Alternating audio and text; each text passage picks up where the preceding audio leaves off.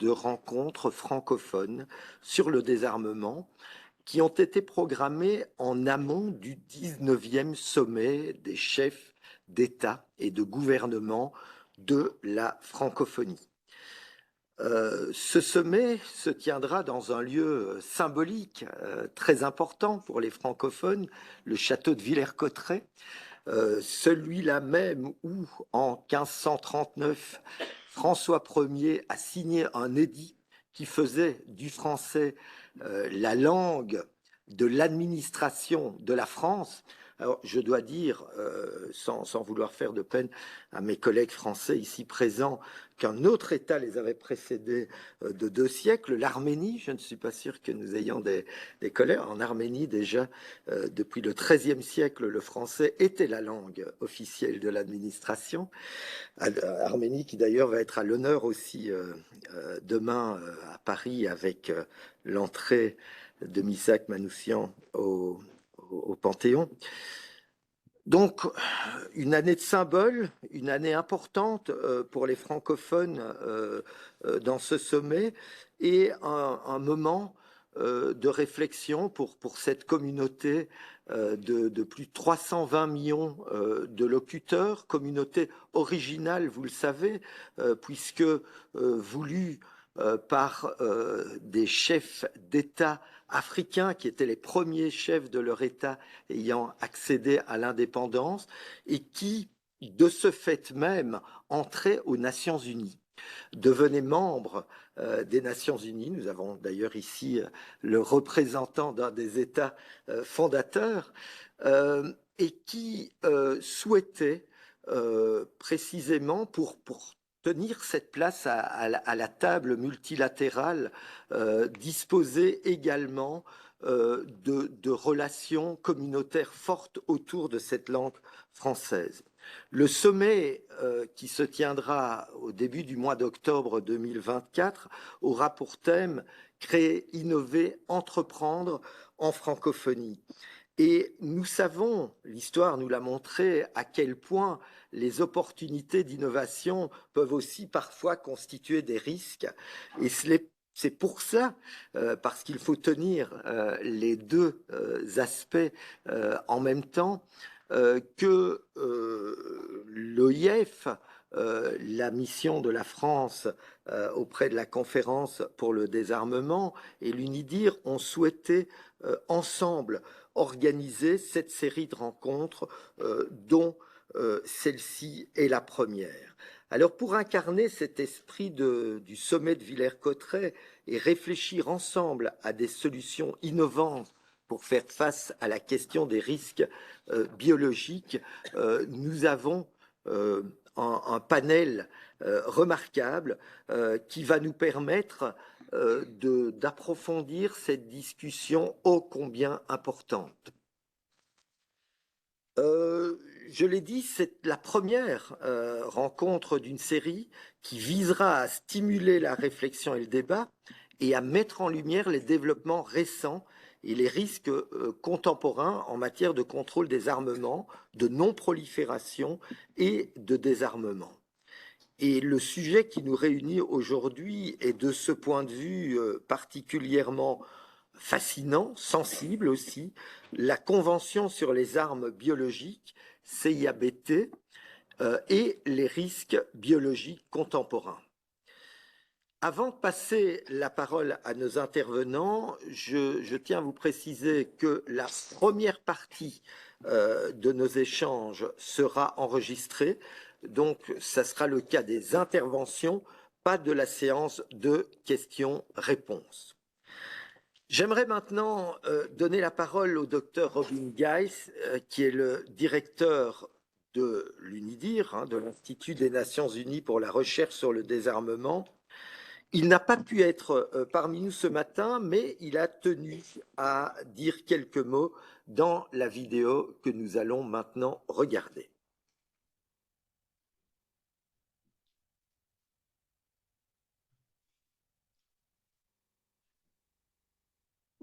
Mesdames et messieurs les ambassadeurs, messieurs le directeur, chers participants et intervenants, c'est avec un immense plaisir que je vous adresse quelques mots au nom de l'Institut des Nations Unies pour la recherche sur le désarmement, UNIDIR. Je regrette de ne pouvoir être de vôtre ce matin, mais je me félicite de l'expertise du point que vous réunissez. Votre participation démontre toute l'actualité et la pertinence de la thématique des risques biologiques aujourd'hui.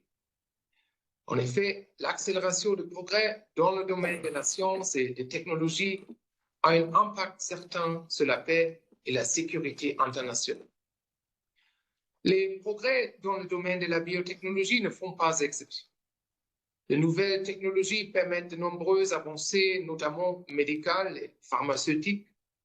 Cependant, elles posent également un certain nombre de défis liés à leur possible double usage.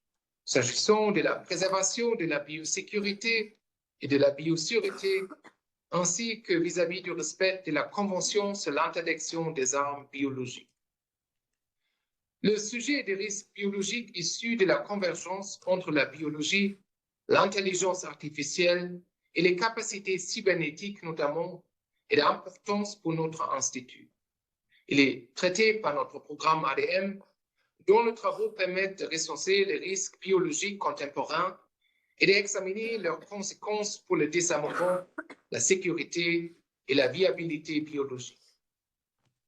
Aussi, je suis ravi que le premier événement de la série de séminaires francophones organisé par UNIDIR et avec le soutien de la France en collaboration avec l'Organisation internationale de la francophonie, OIF, puisse explorer ce sujet.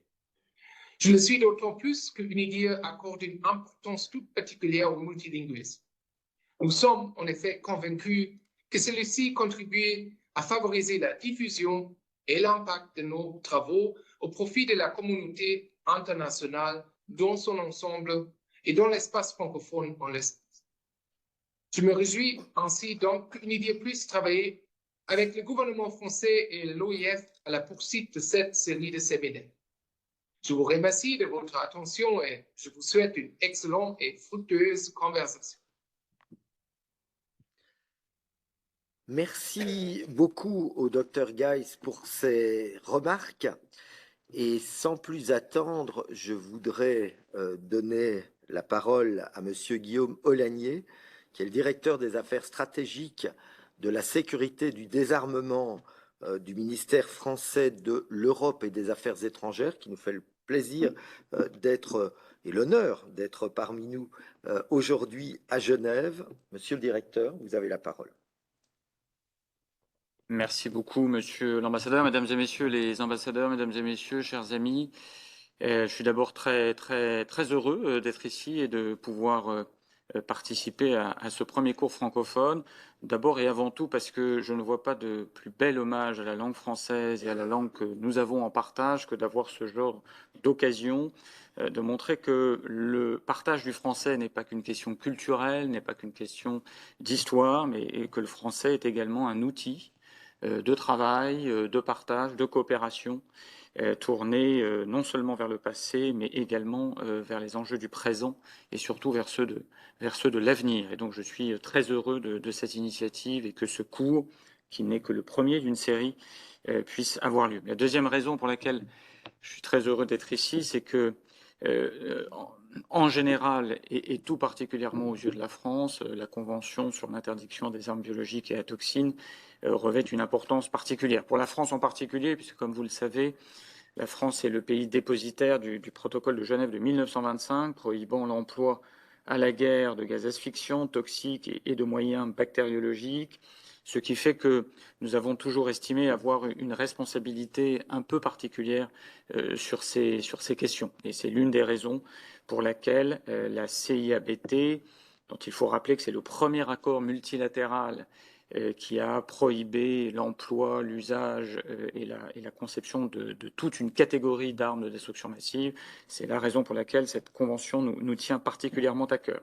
Ça nous tient d'autant plus à cœur que nous sommes en 2024 et que l'année prochaine, en 2025, nous célébrerons à la fois le 100e anniversaire du protocole de Genève, dont je viens de parler, mais également les 50 ans de l'entrée en vigueur de la SIAB, qui est entrée en vigueur en 1975. Je pense qu'on aura l'occasion de revenir au cours de ce cours, évidemment, sur le contenu et sur la substance de cette convention. Il faut juste aujourd'hui avoir en tête que cette convention rassemble 185 États parties, qu'il reste encore évidemment beaucoup de travail à faire, mais qu'on approche de l'universalisation, de l'universalité de cette convention, et qui est donc à ce titre un véritable succès. Évidemment, comme toutes les conventions internationales et multilatérales de contrôle des armements et de désarmement, beaucoup de travail reste à faire, en particulier aujourd'hui. D'abord et avant tout parce qu'il faut s'assurer que la convention reste à jour des évolutions technologiques. Et on voit bien que dans le domaine des armes biologiques comme dans d'autres, en fait, l'évolution de la science et la conjonction de technologies peut aboutir et déboucher sur des défis nouveaux qu'il faut que nous prenions en compte. Et puis parce que d'une façon générale, il faut veiller au renforcement, à la pleine mise en œuvre de cette convention. À cet égard, une étape très importante a été franchie lors de la 9e conférence d'examen de la Convention en décembre 2022, qui a abouti à la mise en place d'un groupe de travail sur le renforcement de la Convention que nous avons le plaisir de co-présider aux côtés du Brésil. Et nous sommes très investis en tant que France dans ce travail de renforcement de la Convention. C'est un enjeu aujourd'hui absolument majeur que de renforcer notamment les mécanismes de coopération internationale et d'assistance et de réfléchir à la mise en place de dispositifs de vérification pour cette convention.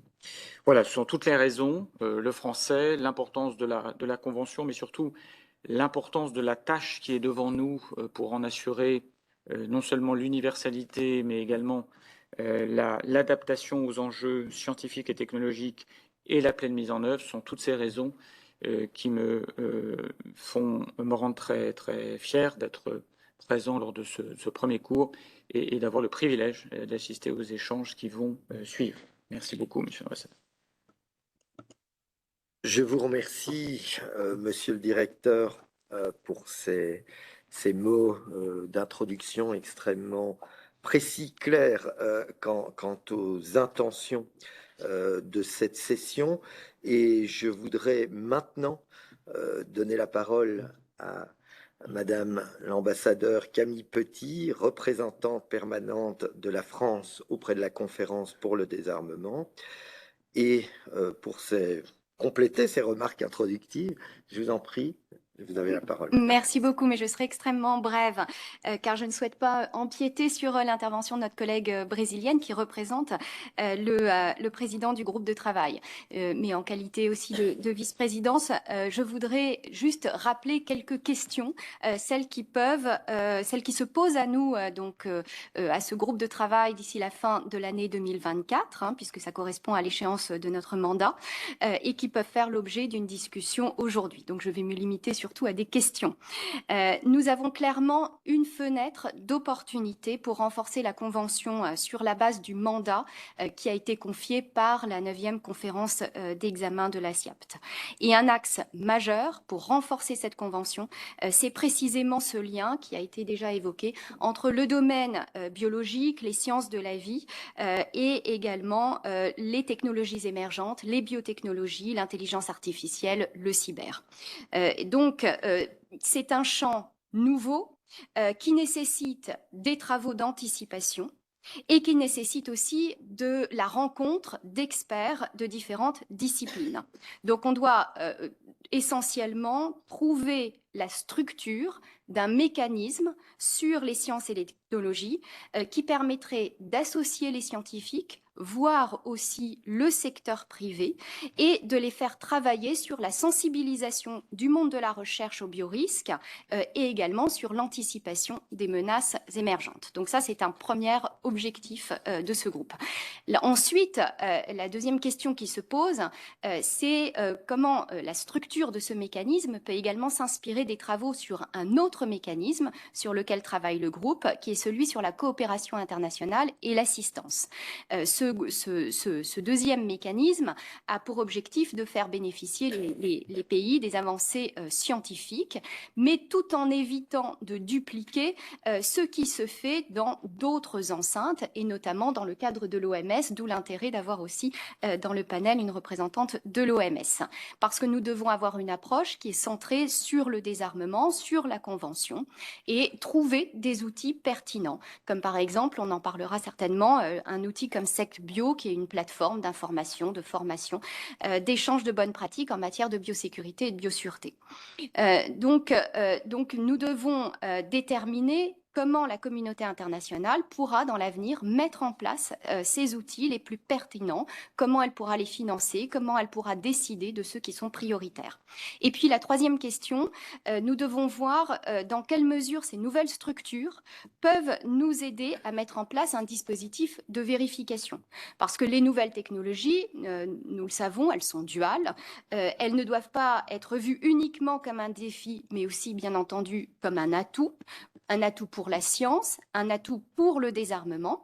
Et donc, les questions qui se posent en premier lieu, eh bien, c'est quel est l'objectif de la vérification, notamment, par exemple, pour identifier ce qui semble prioritaire à un programme militaire biologique, mais aussi quel type d'inspections peuvent être mises en place, dans quel cadre, en s'appuyant sur des mécanismes existants, comme le mécanisme du secrétaire général qui a déjà un rôle majeur que nous pourrons étudier. Donc, il faut voir quels sont également l'impact de ce que nous allons créer sur le plan organisationnel et financier. Donc, beaucoup de questions qui se posent à nous et nous sommes heureux de nous tourner vers les experts qui pourront nous aider à y répondre. Merci beaucoup. Merci. Oui, merci à vous, Madame l'ambassadrice. Et je crois que le cadre est précis et bien tracé. Donc, nous pouvons maintenant nous tourner vers nos panélistes. Je vous le disais tout à l'heure, ils permettent vraiment d'aborder cette question sous différents angles, de manière très complète, je pense.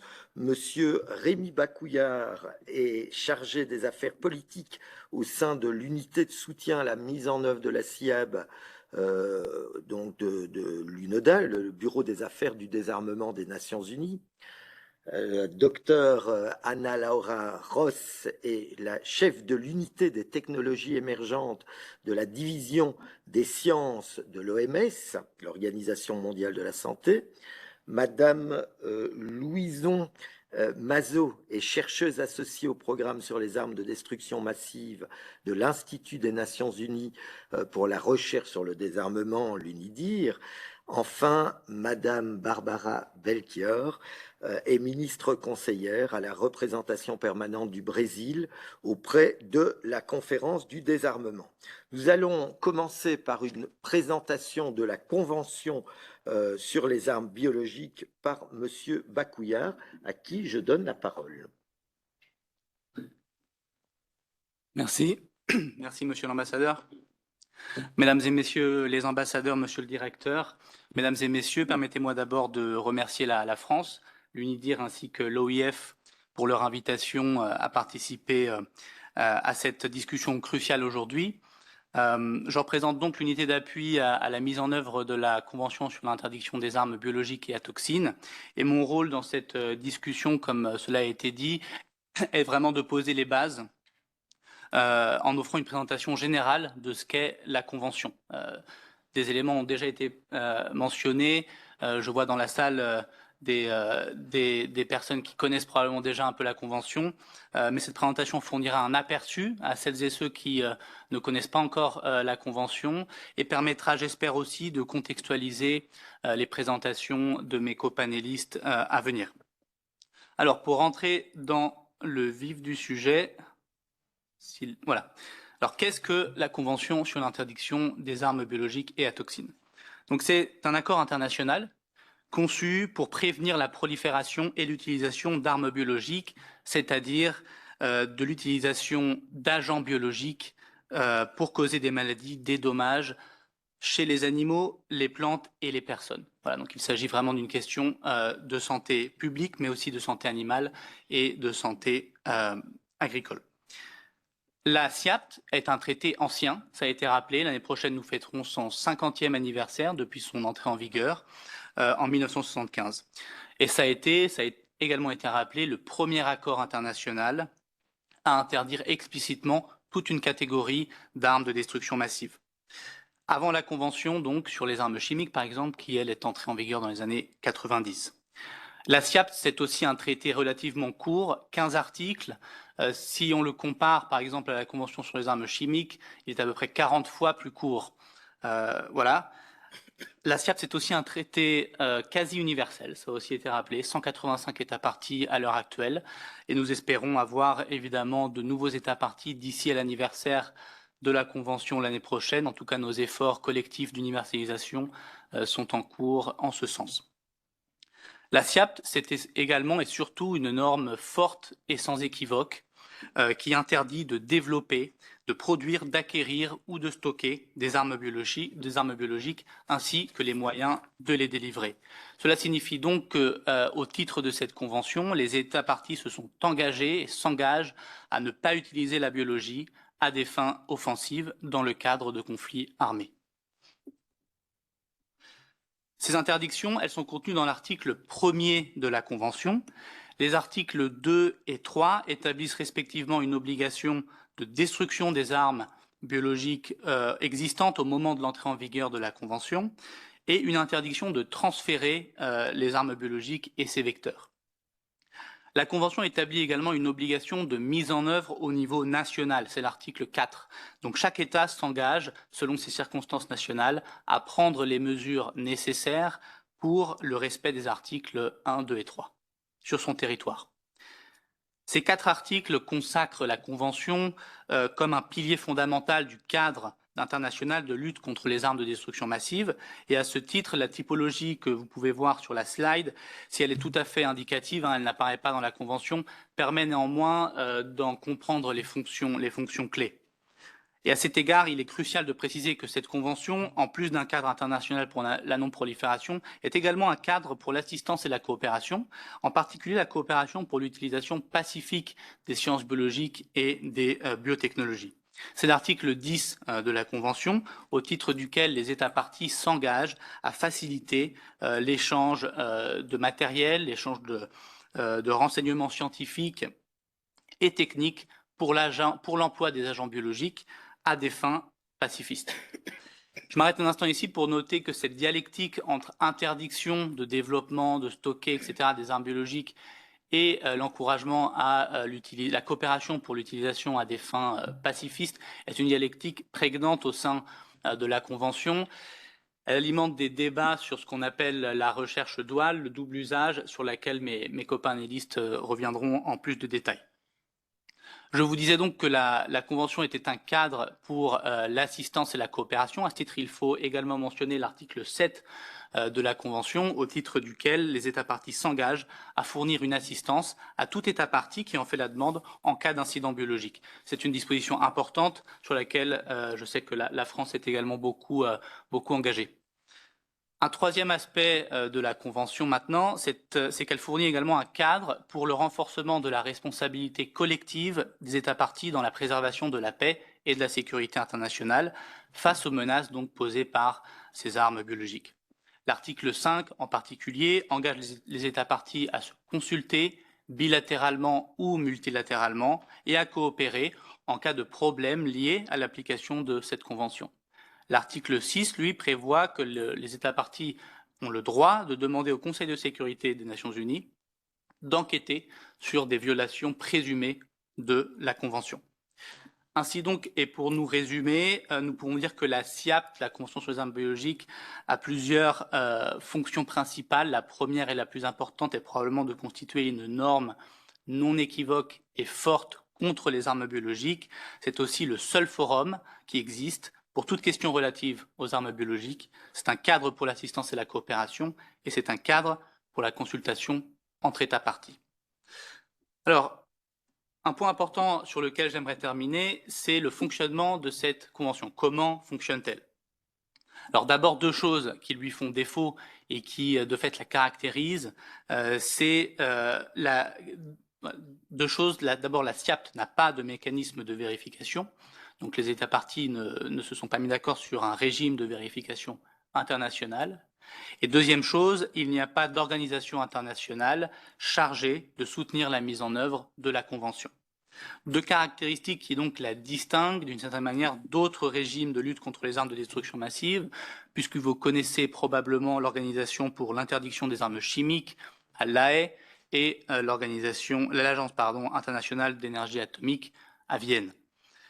Pas d'organisation internationale donc, mais une unité d'appui à l'application de la Convention de 4 personnes, établie depuis 2006, dont le mandat est très large, allant d'assurer le secrétariat des réunions officielles de la Convention, à l'assistance aux États parties qui en feraient la demande pour la mise en place de la Convention, à la gestion de diverses bases de données établies au titre de la Convention, entre autres. Cette convention, cette unité d'appui à l'application gère un budget pour la convention d'environ 8,6 millions de dollars américains pour la période 2023-2026. Encore une fois, à titre de comparaison, l'Organisation pour l'interdiction des armes chimiques a un budget annuel d'environ 70 millions. Et pour vous donner également une échelle, un quart des États parties paient moins de 100 dollars américains par an au titre de leur contribution, et 2/3 paient moins de 1000 dollars par an. Donc une bonne partie de ce budget paie pour les réunions de la SIAPT. Ces réunions, elles sont vraiment au cœur du fonctionnement de la Convention, car elles permettent aux États parties de discuter les progrès, les défis, les développements liés à la mise en œuvre de la Convention, et plusieurs types de réunions existent. Alors la première, c'est la conférence d'examen. La conférence d'examen, c'est la plus emblématique, c'est l'organe suprême de la Convention sur les armes biologiques. Elle se réunit, cette conférence, tous les 5 ans, et c'est la seule réunion qui permet aux États parties de prendre des décisions collectives sur les actions à entreprendre pour renforcer la prévention de la prolifération de ces armes et pour améliorer la sécurité biologique à l'échelle mondiale. C'est elle qui renouvelle également le mandat de l'unité d'appui à l'application de la Convention. À chaque conférence d'examen, donc tous les 5 ans, les États parties décident aussi de ce qui va se passer dans cet intervalle de 5 ans jusqu'à la prochaine conférence d'examen. Cet intervalle, c'est ce qu'on appelle le programme de travail intersession. Et ça a été également rappelé, à la dernière conférence d'examen, les États parties ont décidé d'établir un groupe de travail sur le renforcement de la Convention, qui se réunit 15 jours par an, et une réunion annuelle des États parties qui, elle, se réunit 3 jours par an à Genève. Et ma copanéliste développera là aussi sur les travaux de ce groupe de travail établi par la conférence d'examen. Voilà, donc c'est véritablement ces réunions qui jouent un rôle crucial dans le maintien de l'efficacité et de la pertinence de la Convention dans un monde, et ça a aussi été rappelé, en constante évolution, où les défis géopolitiques, mais aussi liés aux armes biologiques et toxiques, c'est-à-dire les défis liés aux sciences biologiques et aux biotechnologies, continuent sans cesse d'évoluer. Et cette évolution de toutes ces sciences et technologies qui fait de la Convention, bien qu'elle entre bientôt dans sa 50e année, une convention pertinente et importante au cœur des débats sur la sécurité internationale. Et c'est de cela, je crois, que nous allons discuter à présent. Et il me reste donc à vous remercier de votre attention. C'est nous qui vous remercions, Monsieur Bacouillard, pour cette introduction à la fois précise, concise, sans phare aussi. Et nous poursuivons directement avec le docteur Ross et Madame Mazot pour cette fois-ci entrer dans les développements scientifiques et technologiques liés à la Convention. Docteur Ross, vous avez la parole. Merci, Monsieur l'ambassadeur, et merci aux organisateurs de m'avoir invité pour partager certaines des activités de l'OMS, notamment en manière des avancées scientifiques et la gestion responsable de la recherche, qui fait un peu le lien avec l'article 10 de la Convention que mon copanéliste vient de citer. Alors, est-ce que je peux avancer? Merci. C'est parfait, merci beaucoup. Donc, le contexte, j'ai guère besoin de le souligner, mais évidemment, les avancées technologiques présentent énormément d'avantages. Moi, je suis ici aujourd'hui pour représenter la perspective sanitaire et scientifique.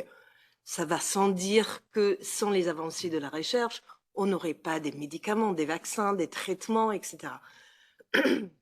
Néanmoins, il est important de souligner aussi que les avancées scientifiques de la recherche ne sont pas sans risque. Et aujourd'hui, on voit un progrès de la science et des technologies qui se produisent à un rythme vraiment sans précédent. Et cela nous pousse en réflexion, à un cadre de travail pour s'assurer qu'on puisse évidemment promouvoir une recherche responsable et bénéficier des avancées pour notamment de notre perspective pour la santé mondiale, la santé de tous, mais aussi avec en regard une considération attentive aux risques qui peuvent être des accidents survenus pendant la recherche ou en cas de mauvaise utilisation involontaire ou encore délibérée dans le but de nuire. Alors, ici, juste un mot sur la terminologie, je ne vais pas tout lire, mais c'est important de penser au risque biologique. Le biorisque est la probabilité ou le hasard qu'un événement causé par des accidents, l'utilisation abusée par inadvertance ou délibérée des sciences de la vie, peuvent avoir des effets négatifs sur la santé des humains, mais aussi des animaux, des plantes, l'agriculture et l'environnement. Et cette compréhension large, c'est qu'on appelle la santé One Health, est important et important de réitérer.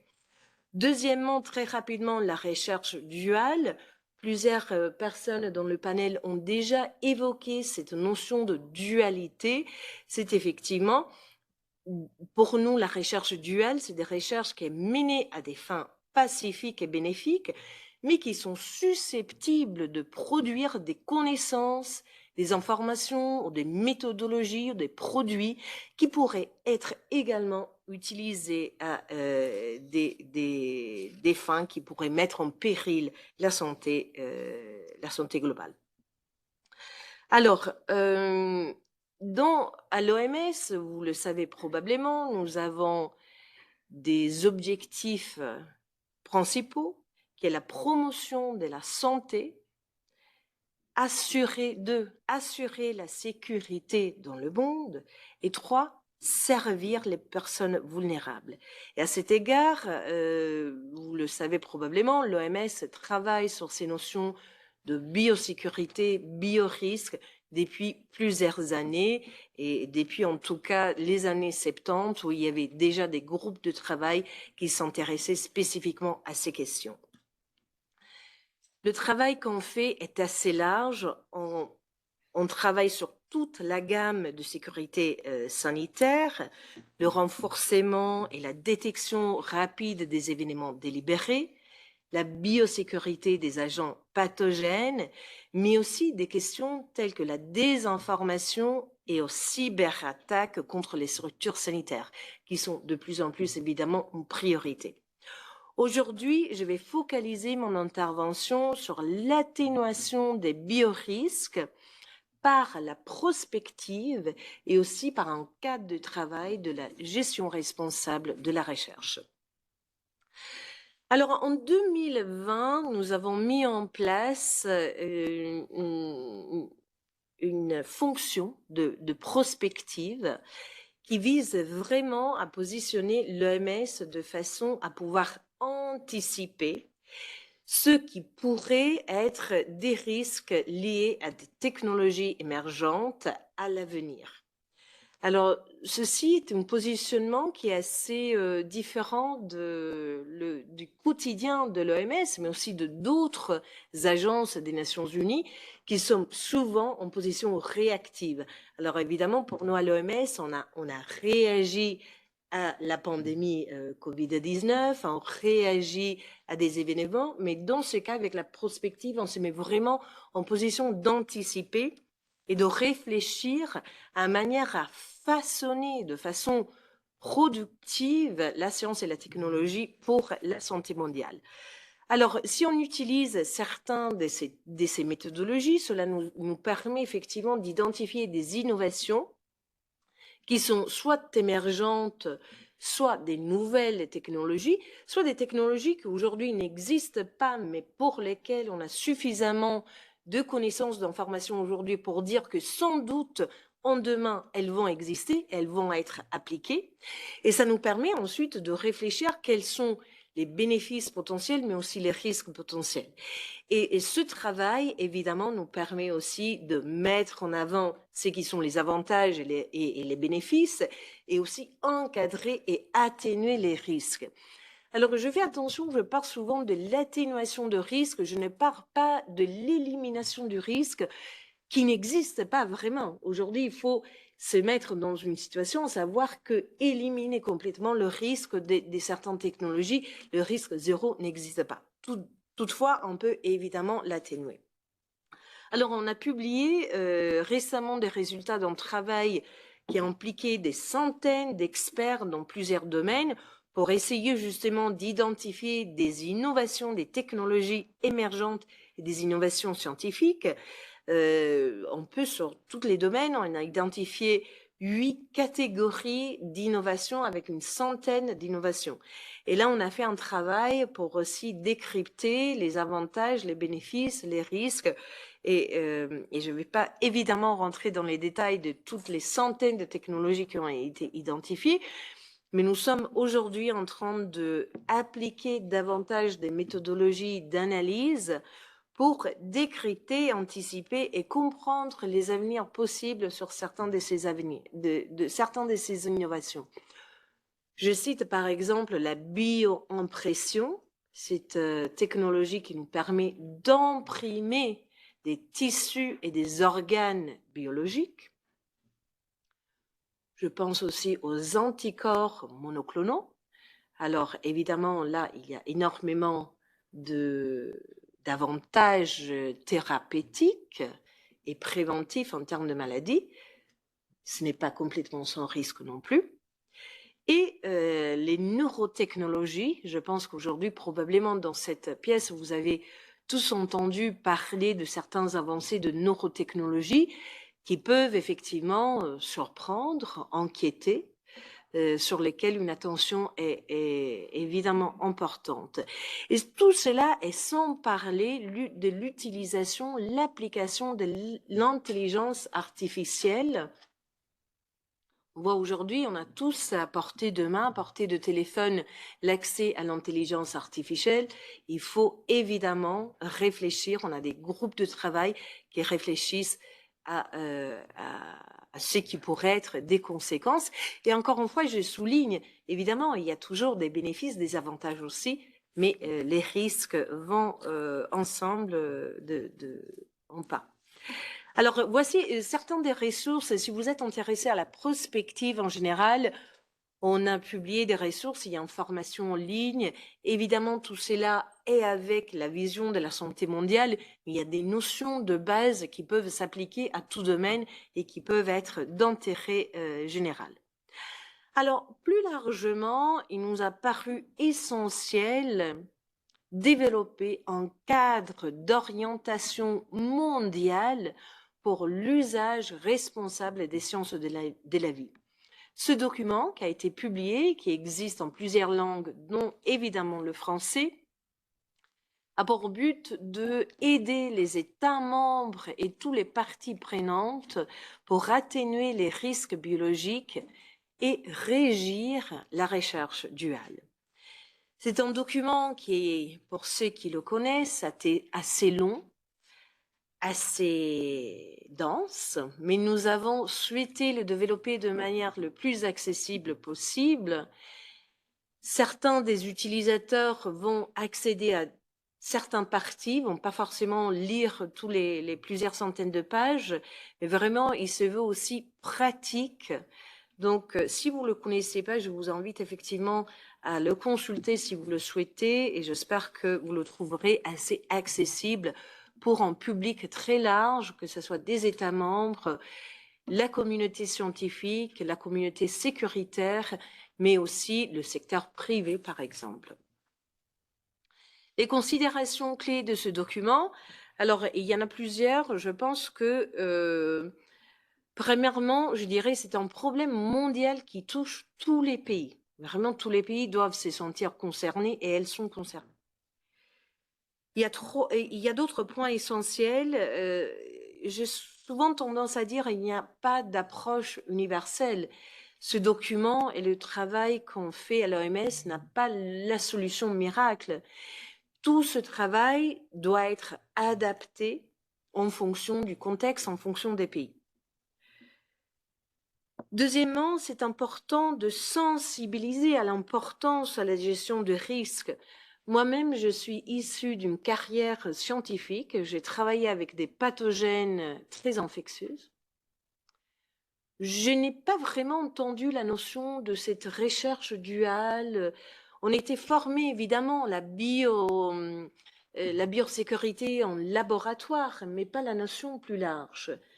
Alors évidemment, il s'agit maintenant de quelques années, mais je ne suis pas sûre que les choses aient tellement changé pour les nouvelles générations de chercheurs qui sont amenés à travailler évidemment avec certains pathogènes ou encore des technologies qui peuvent avoir des risques. Donc cette sensibilisation est essentielle à partir même de la formation, l'enseignement supérieur nous semble essentiel. Troisièmement, cette atténuation des risques ne peut pas se faire par un seul acteur, par une seule partie prenante. Nous sommes l'ONS, nous sommes vraiment ravis d'être ici avec ce public. Nous travaillons évidemment beaucoup et avec de manière très productive avec aussi bien l'UNIDIR et aussi l'UNODA. Et c'est vraiment important qu'on puisse travailler tous ensemble avec l'ensemble des parties prenantes, les États membres, les scientifiques, leurs institutions et tous les organismes aussi de financement de la recherche, les maisons d'édition, c'est vraiment un groupe assez large. Alors, j'arrive à la fin de la présentation, je ne vais pas décrire en détail toutes les activités, mais pour dire qu'il y a un travail qui se fait à niveau global, évidemment certaines réflexions sur l'utilisation de l'intelligence artificielle ou les neurotechnologies, ce sont des travaux, des programmes de travaux qui se font souvent à un niveau global, avec évidemment la participation très large, mais il y a aussi l'opérationnalisation de ce document à niveau des États membres. Aujourd'hui, on travaille beaucoup avec l'Afrique, notamment l'Afrique subsaharienne, parce que c'est comme ça qu'on a divisé nos continents à l'OMS, donc la région Afro. Et en particulier, on est en train de piloter à niveau pays avec l'Ouganda. L'OMS reste en entière disposition de tous les États membres qui souhaiteraient avoir un appui technique pour la mise en place de ce document et comprendre qu'est-ce que ça veut dire, évidemment, dans leur contexte. On est aussi en train de développer des formations, on a un outil pour justement le monitorage de ce type de documents. Donc il y a beaucoup d'activités, mais j'arrive assez rapidement à la conclusion pour souligner ce qui me semble très important, c'est-à-dire l'atténuation des risques biologiques est une responsabilité partagée. Et la collaboration entre les différents acteurs n'est pas seulement souhaitée, elle est absolument essentielle. Et il est essentiel de promouvoir la confiance dans la science. On l'a vu notamment avec la pandémie Covid-19. Il y a eu dans le grand public une perte de la confiance dans la science.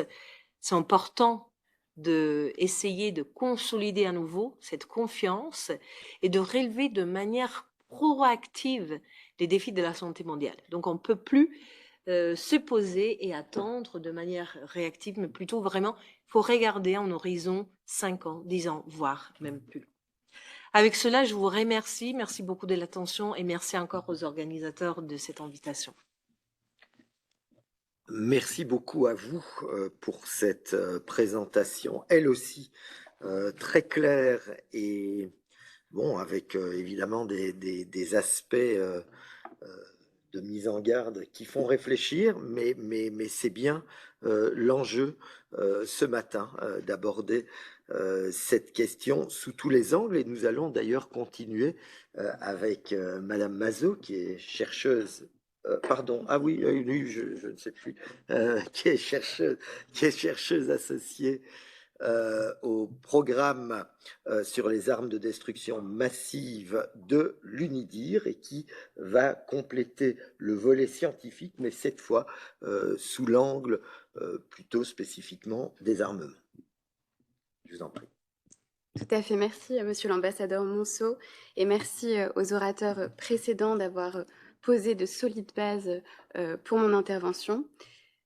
Dans ma présentation, je me concentrerai sur 3 aspects.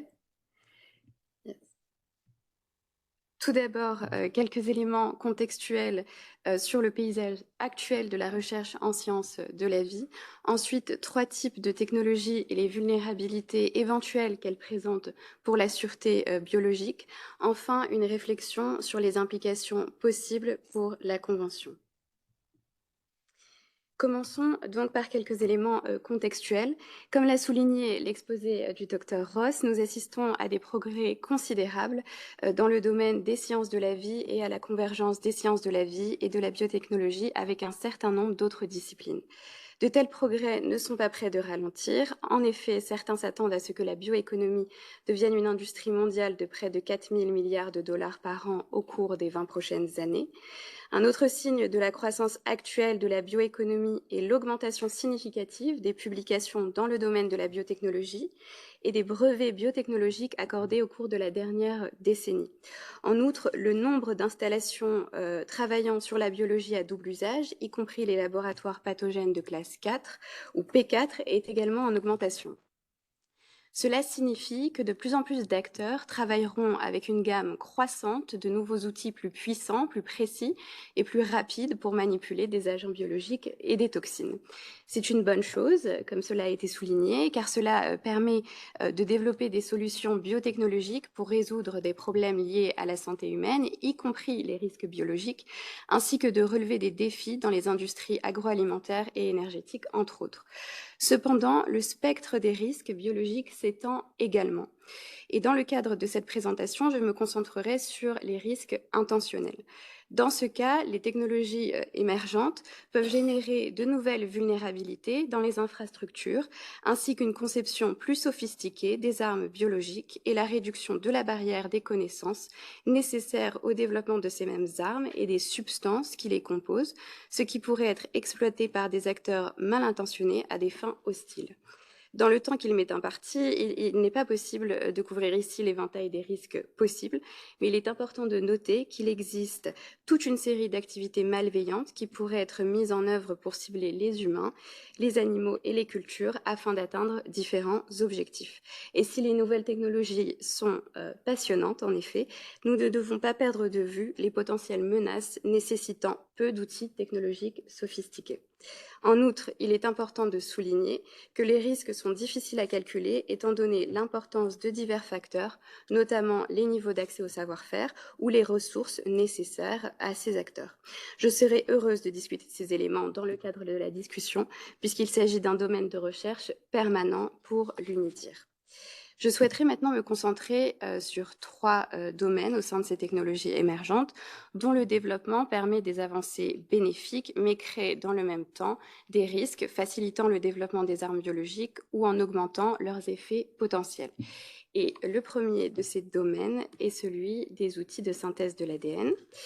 Donc l'ADN est la molécule qui contient l'information génétique nécessaire au développement et au fonctionnement d'un organisme. Elle code l'information génétique, notamment les instructions pour la fabrication d'une protéine ou d'une molécule d'ARN. Les technologies de synthèse de l'ADN qui permettent de fabriquer un nouvel ADN, donc, se sont considérablement améliorées et il est désormais possible de reproduire des génomes entiers ainsi que des séquences et de modifier l'information génétique grâce à de nouveaux outils. En substance, nous savons comment mieux lire, écrire et modifier l'information génétique.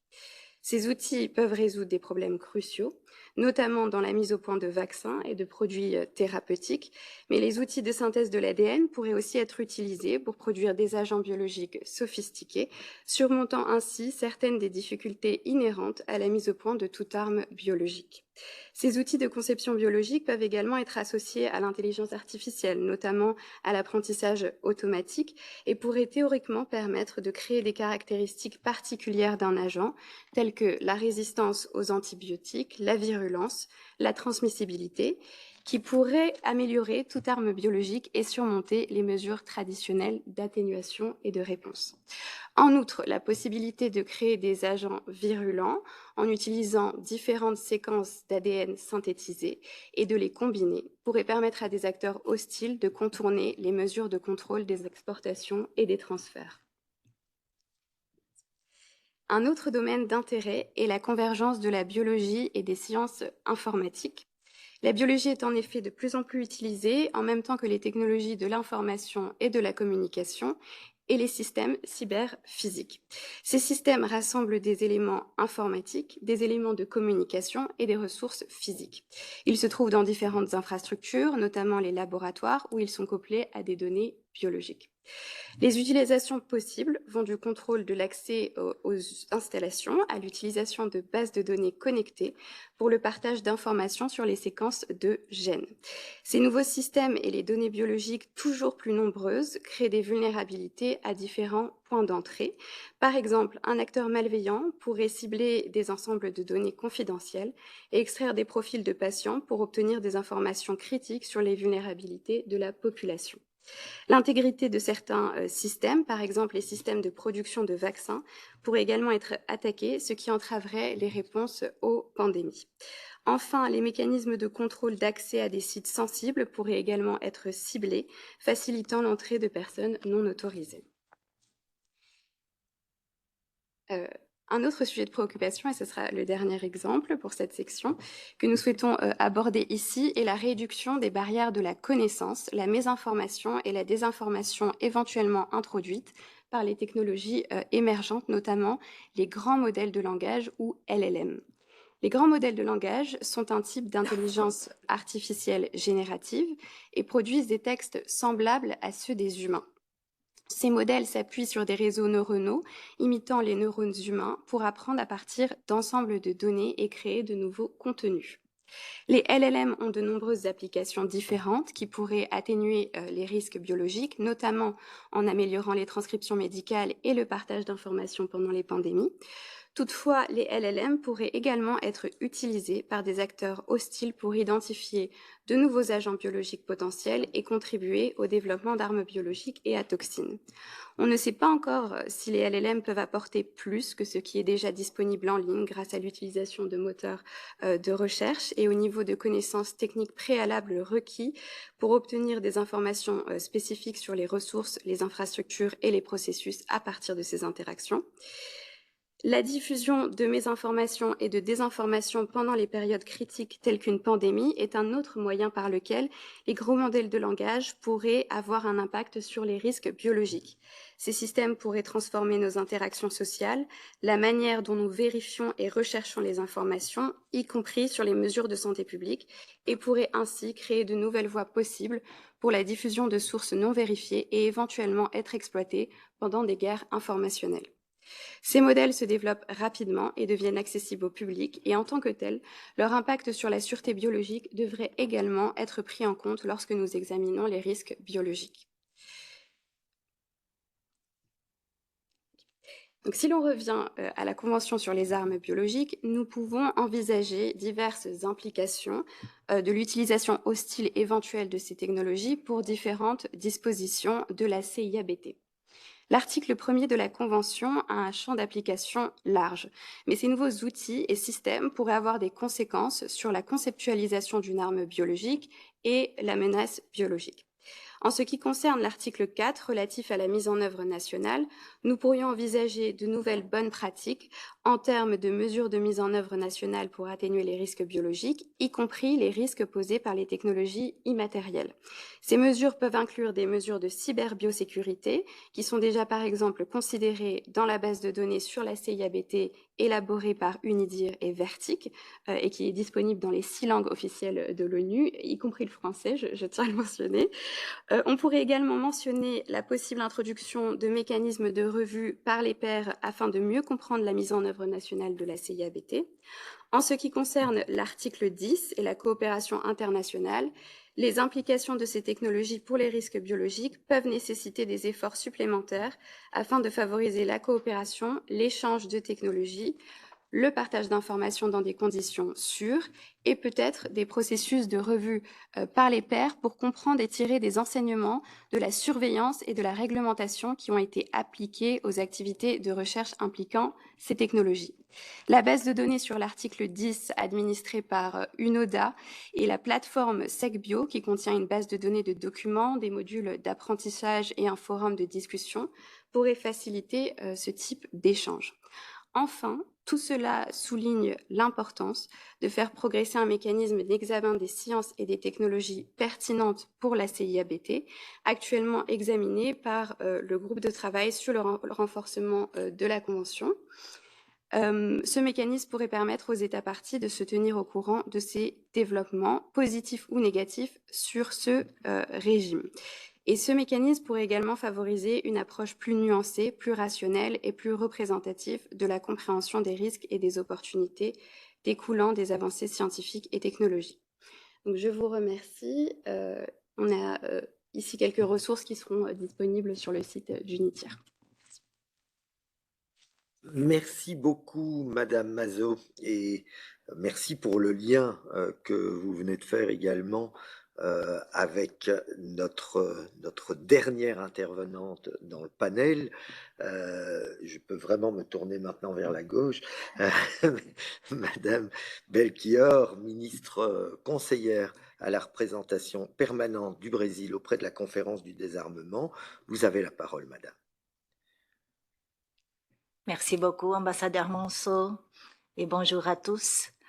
Après avoir entendu les excellentes interventions qui ont précédé la mienne, je me réjouis de vous offrir une approche plutôt diplomatique des travaux en cours dans le groupe de travail sur le renforcement de la Convention sur les armes biologiques et à toxines qui est co-présidé par le Brésil, la France et la Géorgie. Comme vous le savez bien, ce groupe de travail est issu de la 9e conférence d'examen de la CIABT, qui a eu lieu en décembre 2022. Il faut souligner qu'en ce moment-là, le contexte international difficile n'a quand même pas empêché la conférence d'adopter un mandat pour mieux remplir son objectif. On considère ces mandats-là une indication claire que les États membres partagent une vision quant aux risques associés aux agents pathogènes et au développement rapide des sciences de la vie. Certes, le passé a connu d'autres efforts à long terme qui avaient l'objectif de doter la Convention de mécanismes de vérification et d'application.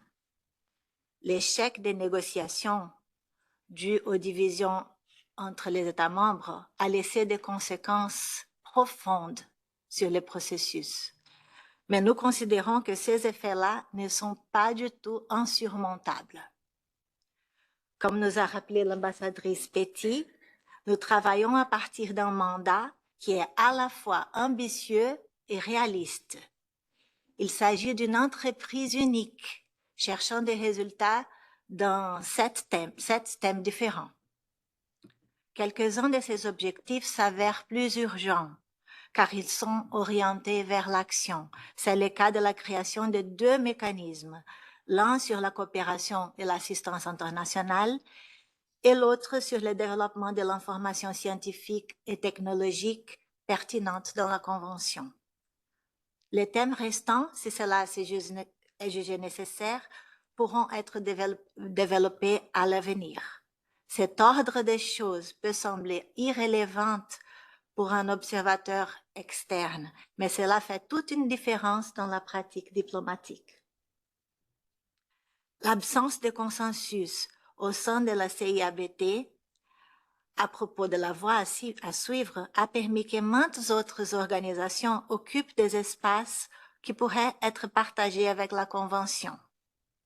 Nous tenons à vous dire que, sous les points de vue de la présidence du GT, la Convention demeure l'instrument le plus indiqué pour adopter des mesures et des actions visant à empêcher le développement et l'utilisation des armes biologiques par des acteurs étatiques ou non étatiques et à renforcer les capacités, surtout des pays en voie de développement. Le GT, qui a le but de renforcer cette norme forte et sans équivoque, joue un rôle très important. En 2023, sa première année de délibération, le GT s'est consacré au bilan, à l'harmonisation du niveau d'information, à l'actualisation des évolutions institutionnelles, scientifiques et technologiques et à la présentation de ses toutes premières propositions. Nous inaugurons sa deuxième année de délibération et dans ce sens, des discussions comme celle-ci sont essentielles pour sensibiliser la totalité des États membres quant à l'importance de s'engager et les perspectives sur ce qui est sur la table. L'intention de la présidence du GT est d'accélérer ces travaux et de s'engager dans une discussion visant à résoudre les problèmes et à rapprocher les positions dans la mesure du possible. Dr. Ross avait parlé de la confiance dans la science. Il est évident que la prolongation d'un scénario international difficile et la persistance de la méfiance entre les États sont des facteurs qui recommandent assez de prudence, beaucoup de prudence.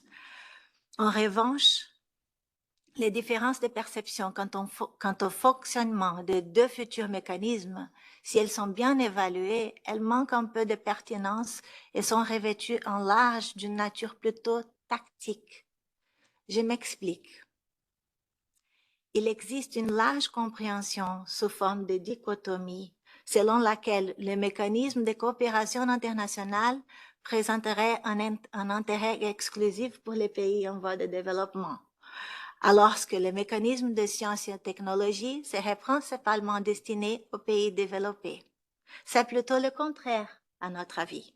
La capacité technique des pays en voie de développement est un facteur crucial pour la mise en œuvre de la Convention, notamment au niveau national. En revanche, les pays en développement qui ne disposent pas de ressources bénéficieront proportionnellement davantage des indications sur les domaines de plus grands progrès scientifiques et technologiques. C'est une équation qui bénéficie tous les groupes régionaux et la totalité des États membres.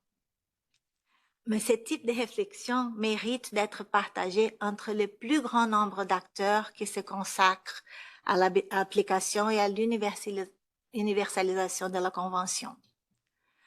Dans un scénario où tous les 7 thèmes se renforcent entre eux, le message du Brésil à la présidence du GT est dans son essence très optimiste.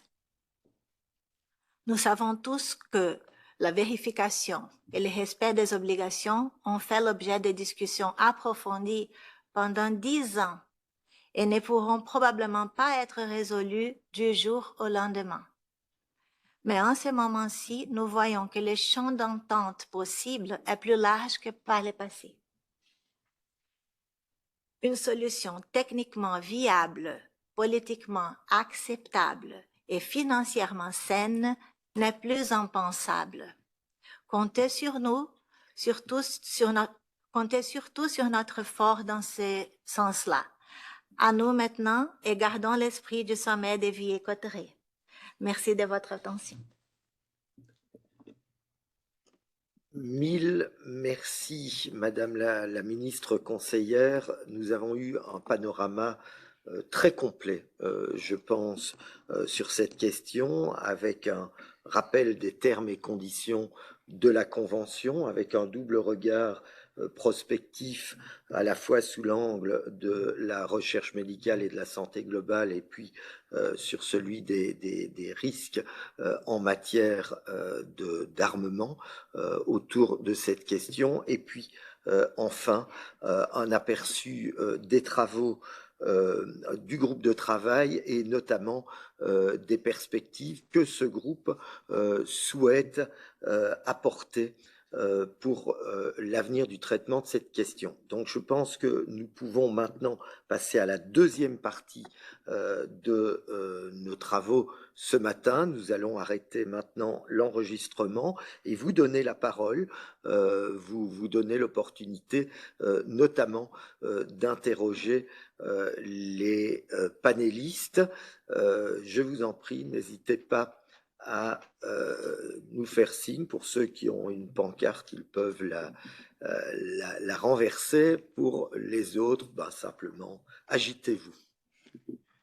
Merci beaucoup. Alors, je pense que nous avons compris que le temps était écoulé. L'Office des Nations Unies à Genève sait se montrer plus dissuasif que la SIAB, manifestement, mais nous ne ferons pas l'économie d'une conclusion.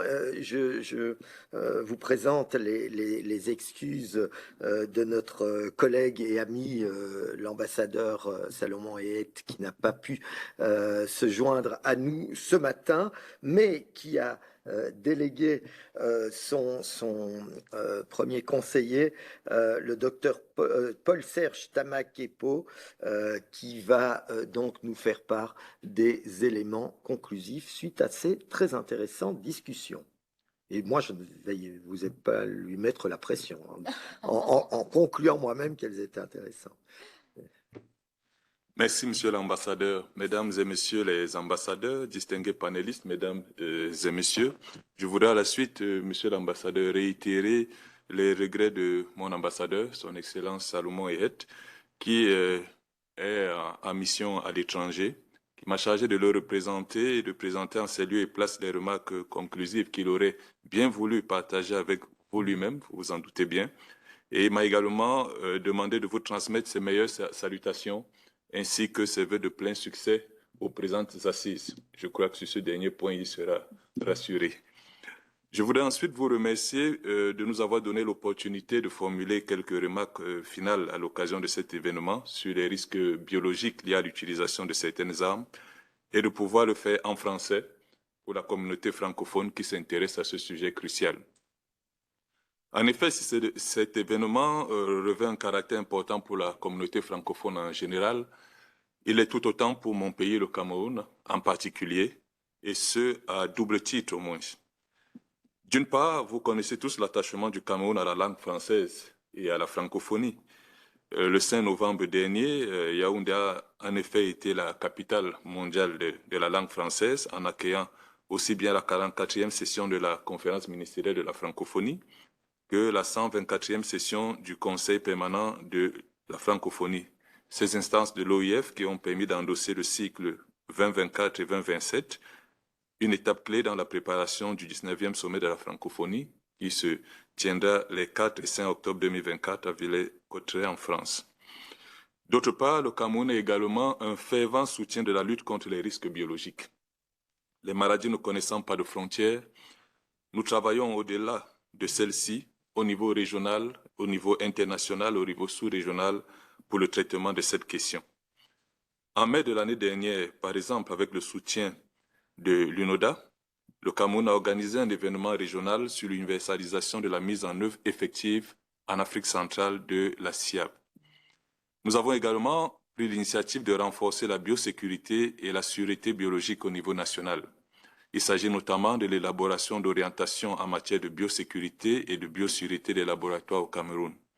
Ce document cadre servira de référence pour les praticiens de laboratoire au Cameroun, s'agissant des précautions à prendre lors de la manipulation, le transport ou le stockage d'agents pathogènes, de toxines et d'agents radioactifs au Cameroun.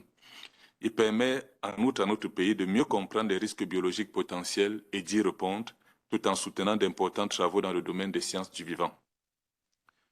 À l'échelle régionale également, il convient de rappeler que sur les 182 États partis à la SIAP, l'on dénombre 40 États membres de l'Union africaine. Les enjeux sont tout aussi d'ordre scientifique, technologique qu'institutionnel à ce niveau. C'est conscient des limites nationales en termes de riposte face aux menaces biologiques que le Centre d'excellence africain en génomique des maladies infectieuses, ACEGID, s'emploie activement depuis sa création en 2014 au Nigeria, à constituer et développer sur le plan scientifique un réseau de partenaires nationaux, régionaux et mondiaux afin de promouvoir et protéger la santé publique au travers de la mise en place de capacités nationales de séquençage génomique.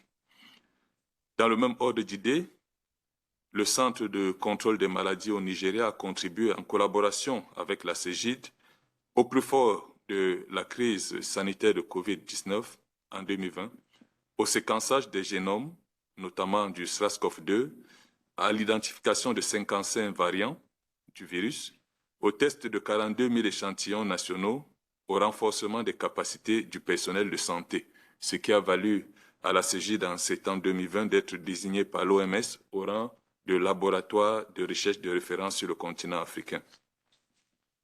Au plan institutionnel et normatif, la politique africaine commune de défense et de sécurité adoptée lors du deuxième sommet extraordinaire de l'Union africaine, le 28 février 2004, a renforcé le mandat des organes compétents de l'Union africaine pour la promotion et la mise en œuvre des conventions et traités régionaux et internationaux sur le contrôle des armes et le désarmement.